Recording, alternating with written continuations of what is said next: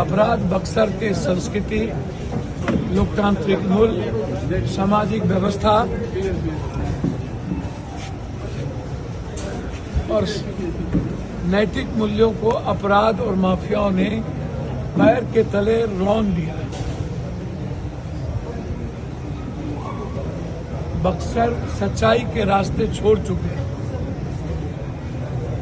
बक्सर बालू माफिया, शराब माफिया, जमीन माफिया, इन माफियाओं को स्थापित कर चुके, स्वीकार कर चुके। ये धरती अब अपराध और माफियाओं की है, विश्वामित्र की नहीं। ये धरती महर्षि ऋषियों की और संतों की नहीं है।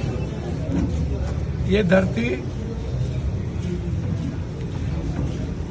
की पूरी राजनीतिक व्यवस्था अपराधियों की चंगुल में। सारे अपराधी माफिया बक्सर को ही अपनी जमीन बनाते, जिसको इच्छा होती है अपनी राजनीति करने के लिए बक्सर की धरती को छोड़ने। नतीजा यह है कि 5 दिनों में 9 से 12 हत्या, नरसंहार, अर्जुन यादव की हत्या सिर्फ वर्चस्व के लिए।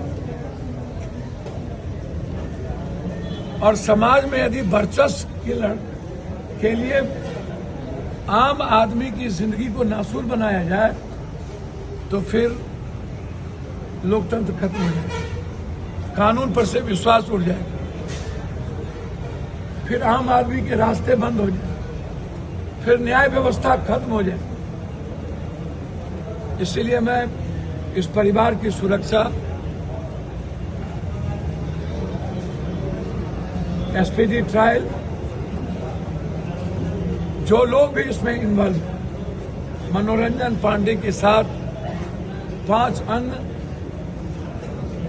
उनको तकनीकी व्यवस्था के आधार पर सीसीटीवी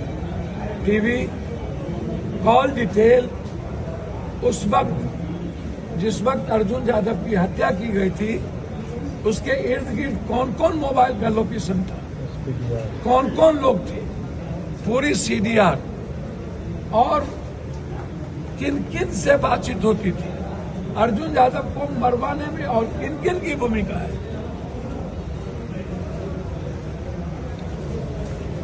निश्चित तौर पर उन भूमिका को तलाशी जाए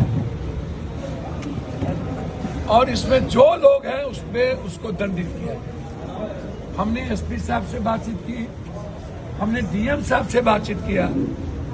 डीएम साहब ने कहा कि उस रावण परिवार का लाइसेंस रद्द कर दिया गया।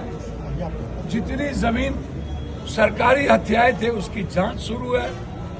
मनोरंजन पांडे